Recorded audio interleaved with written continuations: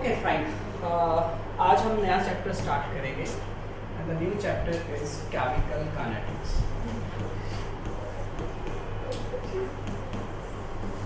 अगर हम chemical kinetics की बात करते हैं, बेसिक चीज़ें समझना बहुत इम्पोर्टेंट है। अगर बेसिक्स क्लियर है तो अगला चैप्टर पूरा समझ आता है।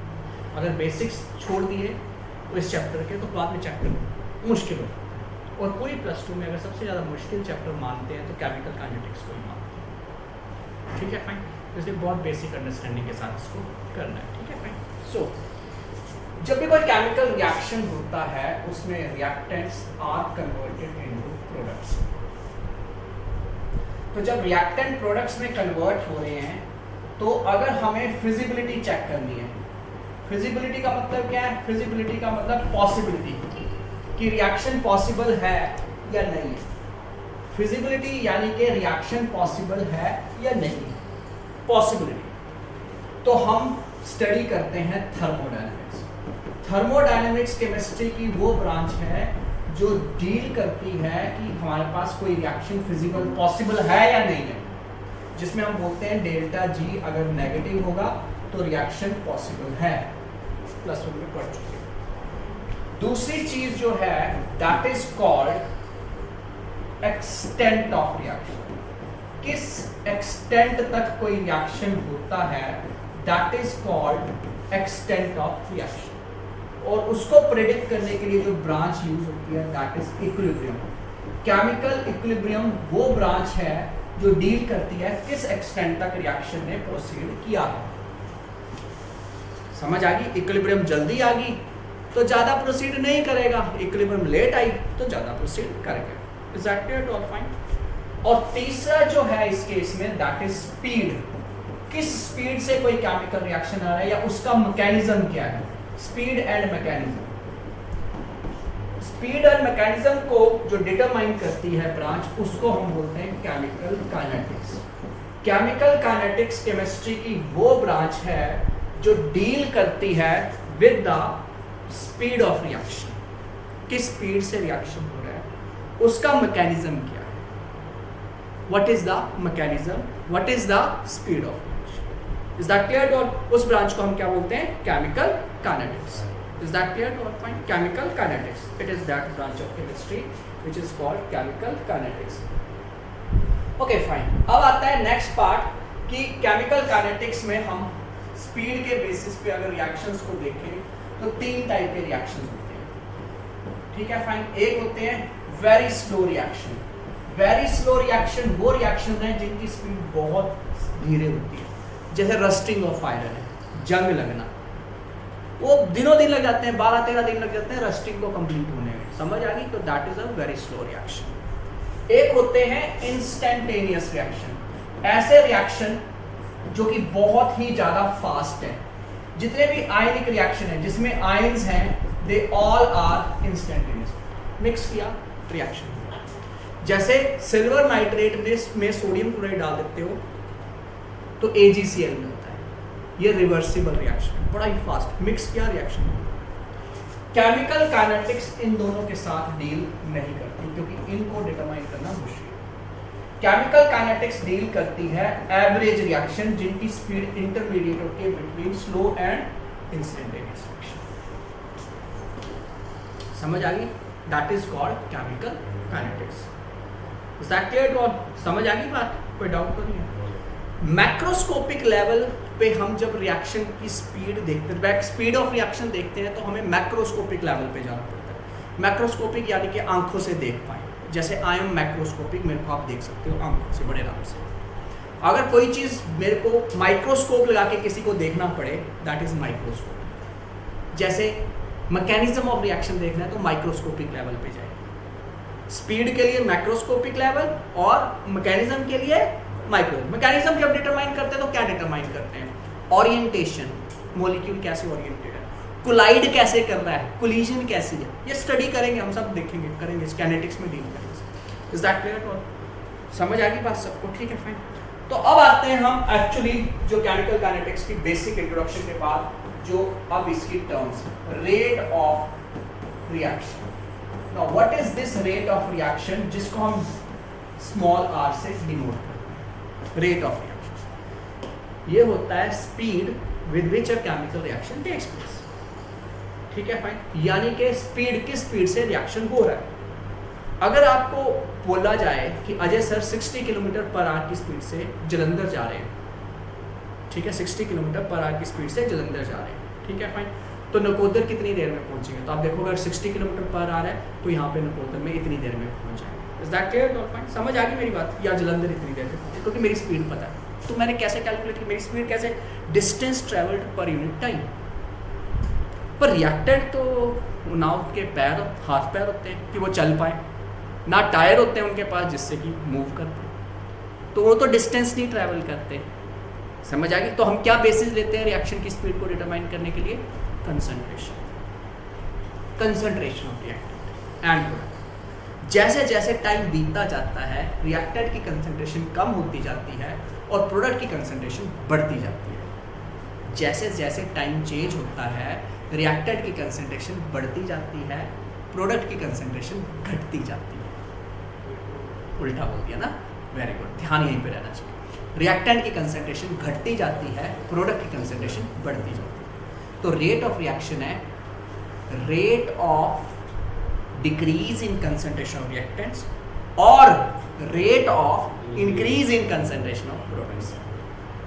Rate of decrease in concentration of reactants और rate of increase in concentration of products. जहां कहीं पे रेट टर्म यूज होगी इसका मतलब टाइम इन्वॉल्व होगा।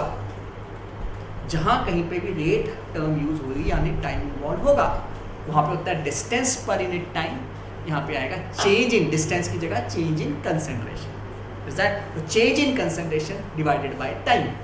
यानी कि अगर हम रेट ऑफ रिएक्शन बोल रहे हैं तो रेट ऑफ रिएक्शन को बोलेंगे change in concentration of reactant divided by time taken. कितना टाइम लगा? Exactly time taken. ठीक है फाइन, चेंज इन टाइम। तो हम इसको ऐसे डिनोट करते हैं, डेल्टा। Delta means change. एक एक टर्म को समझ लें। Delta means change, square bracket लग गई, कंसंट्रेशन इन मोल पर। R means reactant divided by change in time. Exactly simple. सारी टर्म, एक एक टर्म का स्क्वायर ब्रैकेट क्या है, डेल्टा क्या है, पता होना चाहिए, नहीं तो न्यूमेरिकल्स की वैसे ही समझ नहीं आती चीजें। अब आपके पास जो डेल्टा आर है, this delta R that is change in concentration reactant, ये क्या होगा? Final concentration reactant minus initial concentration. Final minus initial. जैसे जैसे टाइम बीतता जाता है तो रिएक्टेंट की कंसंट्रेशन क्या करती है? डिक्रीज। समझ आ गई? समझ आ गई मेरी बात? यानी कि जो इनिशियल कंसंट्रेशन है, जैसे जैसे टाइम बीतता जाएगा जो इनिशियल कंसंट्रेशन है रिएक्टेंट की वो कम होती जाएगी, फाइनल बढ़ती जाएगी। फाइनल क्या होती जाएगी? कम होती जाएगी। इनिशियल छोड़ो, जैसे जैसे टाइम बढ़ता जाएगा रिएक्टेंट की कंसंट्रेशन क्या करेगी? डिक्रीज। तो फाइनल कंसंट्रेशन कम, इनिशियल तो ज़्यादा थी, इनिशियल इंक्रीज नहीं, इंक्रीज इनिशियल जितनी थी उतनी है, लेकिन उससे भी कम होती जाएगी फाइनल कंसंट्रेशन। जैसे 10 मोल पर लीटर लिया, विद द टाइम कितना हो जाएगा? 5 मोल। वो तो 10 तो 10 ही रहा, 5 मोल हो गया, 4 मोल हो गया, 3 मोल हो गया, 2 मोल। समझ आ गई? तो initial concentration is 10, final is 5, तो 5 माइनस 10 क्या हो जाएगा? -5। तो ये जो change in concentration of reactant है दैट इज ऑलवेज नेगेटिव। वो क्या होगी? हमेशा नेगेटिव। समझ आ गई? अगर ये नेगेटिव होगी तो रेट ऑफ रिएक्शन क्या हो जाएगा? नेगेटिव। रेट ऑफ रिएक्शन तो नेगेटिव नहीं हो सकता ना, जब रिएक्शन हो रहा है तो पॉजिटिव ही होगा, माइनस तो होगा नहीं। ठीक है, तो हम पहले ही इसके आगे माइनस लगा दें। इसके आगे पहले क्या लगा दिया? माइनस। कहानी खत्म कर दी। मतलब हमने ये माइनस जो आएगा उसके आगे माइनस लगाया, माइनस माइनस क्या हो जाएगा? प्लस। खत्म हो जाएगा। क्लियर है सभी को? तो यानी कि रेट ऑफ रिएक्शन क्या हो जाएगा? पॉजिटिव। समझ आ गई? तो रेट ऑफ रिएक्शन को पॉजिटिव करने के लिए हमने ये माइनस साइन इंट्रोड्यूस किया। ठीक है फाइन। अगर हम बोलते हैं इन टर्म्स ऑफ प्रोडक्ट तो हम बोलेंगे चेंज इन कंसंट्रेशन की जगह हम बोल सकते हैं इस केस में डिक्रीज इन कंसंट्रेशन, क्योंकि रिएक्टेंट की कंसंट्रेशन क्या होगी? डिक्रीज। तो इसी तरह यहाँ पे इन कंसंट्रेशन की बजाय हम चेंज की बजाय लिखेंगे increase in concentration of product. Increase in concentration of product divided by time. Is that clear?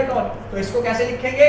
इसको लिखेंगे delta change concentration divided by change in time. इसके आगे माइनस नहीं लगाएंगे क्योंकि प्रोडक्ट तो बढ़ेगा ना टाइम के साथ, तो final concentration product is always higher as compare to initial, वो पॉजिटिव आएगा, रेट ऑफ रिएक्शन अपने आप positive. Is that clear? Fine, समझ आ गया? तो ये अब आपको समझ आ गया रेट ऑफ रिएक्शन। अच्छा, अगर हमारे पास रिएक्टेंट और प्रोडक्ट्स बन रहे हैं और 1 मोल रिएक्टेंट है 1 मोल प्रोडक्ट है तो कोई टेंशन नहीं, तो ये चीजें सारी सही है। इसको हम बोलते हैं, इस टर्म को हम बोल सकते हैं रेट ऑफ, इसको rate of disappearance of reactant, rate of disappearance of reactant, और इसको बोल सकते हैं rate of appearance of product, rate of appearance of product. अगर दोनों 1 मोल है, रिएक्टेंट भी 1 मोल प्रोडक्ट, या दोनों की स्टिक्योमेट्री सेम है, दोनों 2 मोल है, दोनों की स्टिक्योमेट्री सेम है, तो हम लिखते हैं rate of disappearance of reactant is equal to rate of reaction, rate of appearance of product is equal to rate of reaction. कोई प्रॉब्लम? आगे समझ? लेकिन अगर इसमें मोल्स चेंज हो गए, जैसे if you have hydrogen iodide decomposes to form hydrogen and iodine, ये 2 मोल है, ये 1 मोल है, ये 1 मोल, चेंज होगी स्टिक्योमेट्री, तो इस केस में रेट ऑफ रिएक्शन क्या आएगा? R is equal to minus delta HI, that is concentration reactant divided by change in time, ये लिखेंगे। और इज इक्वल टू क्या होगा? चेंज इन कंसंट्रेशन ऑफ या rate of formation of hydrogen divided by change in time, which is equal to rate of appearance of iodine, सीधे rate of appearance of iodine, ठीक है? So this is rate of appearance, this is rate of appearance, is that clear to all? And this is what? Rate of disappearance। लेकिन अगर आप देख रहे हो 2 मोल reactant के 1 मोल ऑफ हाइड्रोजन बना रहे हैं, तो जब 1 मोल हाइड्रोजन बन रहा है तो 2 मोल HI डिकम्पोज कर रहा है, यानी कि 2 टाइम्स ज्यादा रिएक्ट कर रहा है हाइड्रोजन आयोडाइड। यही मतलब हुआ ना, 2 गुना ज्यादा ही है ना, क्योंकि वो 2 यूज हो रहे हैं, वहां पे 1 मोल बन रहे हैं। समझ आ? बड़ी सिंपल सी लेमन लैंग्वेज समझो, समझ आ रहा है बेटा? 2 मोल कम हो रहे हैं तो उसके 1 मोल बन रहे हैं, तो इसका जो डिसअपीयरेंस है, ये जो चेंज हो रहा है रेट ऑफ रिएक्शन, ये 2 टाइम ज्यादा है एज कंपेयर टू दिस, तो इक्वलाइज करना पड़ेगा ना। इक्वलाइज करने के लिए हम क्या करेंगे? इसको 2 से डिवाइड कर देंगे, जो स्टिक्योमेट्री है उससे डिवाइड, अगर 3 होता है 3 से डिवाइड कर देते हैं, तो ये रेट ऑफ डिसअपीयरेंस है। लेकिन अगर पूरे को देखें, this is rate of reaction, ये पूरा rate of disappearance, rate of appearance and rate of reaction is same, rate of appearance and rate of reaction is same. समझ आ गई? तो rate of disappearance, rate of appearance, rate of reaction के बराबर होगा जब स्टिक्योमेट्री सेम है। समझ आ गई बात? अगर स्टिक्योमेट्री डिफरेंट है तो कोएफिशिएंट से डिवाइड करना पड़ेगा, तब जाके रेट ऑफ रिएक्शन। समझ आ गई बात? रेट ऑफ रिएक्शन की अगर यूनिट बोलते हैं, यूनिट ऑफ रेट कांस्टेंट क्या, रेट ऑफ रिएक्शन क्या है, तो इट इज कंसंट्रेशन की टर्म में, दैट इज मोल पर लीटर, क्योंकि ये कंसंट्रेशन क्या है? मोल पर लीटर, और डिवाइडेड बाय क्या है? टाइम, मोल पर लीटर पर सेकंड।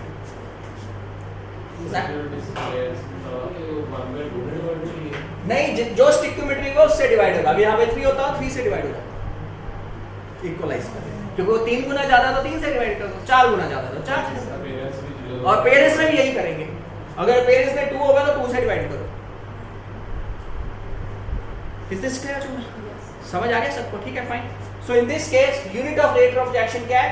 कंसंट्रेशन की यूनिट मोल पर लीटर, टाइम की यूनिट सेकंड, मोल पर लीटर पर सेकंड। इसमें कोई टेंशन नहीं, सेकंड में है टाइम, सेकंड इनवर्स कर दो, मिनट में है टाइम, मिनट इनवर्स कर दो, आर में है टाइम, आर इनवर्स कर दो, समझ, doesn't matter. Is that clear? समझ आ गई बात? डजंट मैटर, कोई प्रॉब्लम नहीं है इसमें।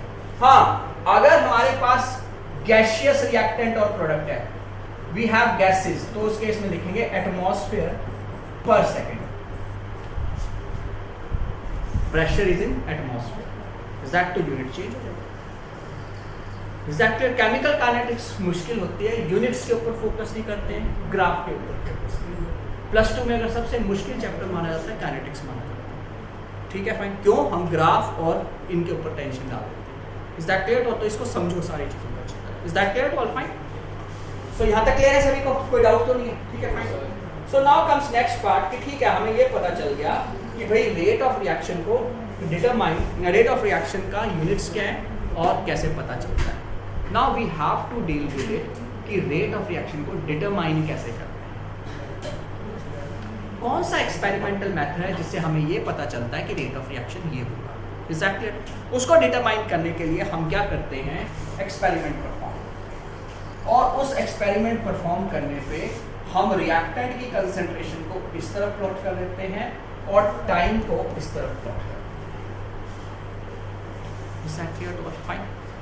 अब समझो, केमिकल रिएक्शन में रिएक्टेंट्स को मिक्स किया, जैसे मिक्स किया आपने टाइम नोट कर लिया, इस टाइम मिक्स किया, उसमें से एक ड्रॉप या छोटा थोड़ा सा अमाउंट रिएक्शन, उसको रिएक्शन मिक्सचर बोलते हैं। जब रिएक्टेंट को मिक्स कर दिया तो रिएक्शन मिक्सचर, उसमें से थोड़ा सा ड्रॉप या थोड़ा सा उठा के उसको हमने एक कंटेनर में, छोटा सा कंटेनर है उसको वाइल बोलते हैं, उस वाइल में डाल के फ्रीजर में डाल, फिर 5 मिनट वेट किया, जैसे टाइम 5 मिनट हो गया फिर से थोड़ा सा निकाला, फिर छोटे कंटेनर में डाला, फिर फ्रीजर में डाल दिया, फिर 5 मिनट फिर निकाला, फिर फ्रीजर में डाल दिया।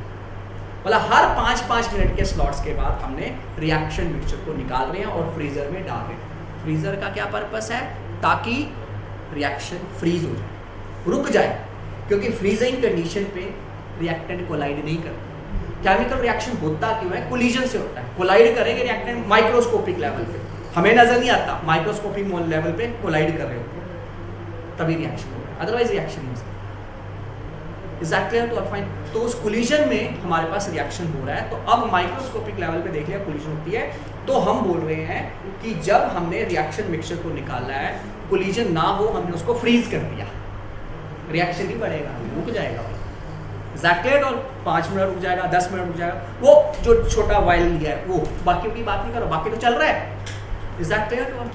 फिर क्या करेंगे, जब रिएक्शन 10 पूरा का पूरा प्लॉट कर दिया, 5 मिनट, 10 मिनट, 15, 20, 25, 30, 35 ऐसे, दिस इज 5, 10, 15, 20, 25, 30, 35 ये।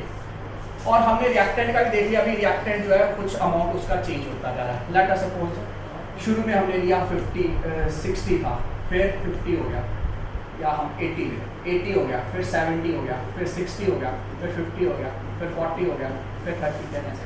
Is that clear? तो जब हमने ग्राफ प्लॉट कर लिया तो हमारे पास सारे डॉट्स कनेक्ट कर लिए, तो हमारे पास ग्राफ ऐसे करते, ये इक्विलिब्रियम, इसके बाद कांस्टेंट हो जाता है रिएक्शन, यानी कि रिएक्शन इक्विलिब्रियम पे आ गया। इसके बाद केमिकल इक्विलिब्रियम शुरू करेंगे, इससे पहले chemical calculus. Is that clear to all? Fine. तो अब हम बोलते हैं, लेट अस सपोज हमने रेट ऑफ रिएक्शन डिटरमाइन करना, तो हम बोलेंगे कि जब हमारे पास 15 मिनट हुए थे तो रेट ऑफ रिएक्शन कंसंट्रेशन क्या थी रिएक्टेंट की, यहाँ पे रेट ऑफ रिएक्शन ये था, तो कंसंट्रेशन ये। Is that clear to all? Fine. जब टाइम हुआ हमारे पास 20 मिनट, तो कंसंट्रेशन रिएक्टेंट ये, तो इस केस में जो टाइम है दैट इज डेल्टा टी, इस केस में रिएक्टेंट की कंसंट्रेशन है दैट इज डेल्टा आर। ये 50 में से 40 चले गए, कितने हो गए? 10, ये 15 और 20, ये 20 है ना, तो इतना कितना हो जाएगा? 5। तो इस केस में rate of reaction is equal to what? Minus 10 divided by 5, तो कितना हो जाएगा? Rate of reaction is equal to 2 moles पर लीटर पर। ऐसे कैलकुलेट करते हैं, ये एवरेज रेट है। प्रोडक्ट के केस में ग्राफ ऐसे जाएगा, तब भी कैलकुलेट वैसे ही करेंगे जैसे ऐसे गैसियस और प्रेशर की टर्म में करेंगे, मतलब काम वही रहेगा, काम वैसा ही रहेगा, होगा वैसे ही। प्रेशर रिएक्टेंट का डिक्रीज करता जाएगा, प्रोडक्ट का बढ़ता जाएगा। यूनिट एटमॉस्फेयर पर सेकंड बता चुका हूँ, समझ आ गई बात? So this is how you determine the rate of reaction. कोई डाउट है तो पूछो, सब क्लियर है? ठीक है, fine. So this is all about it. ठीक है, कोई डाउट है तो पूछ लो, मैं समझा दूंगा।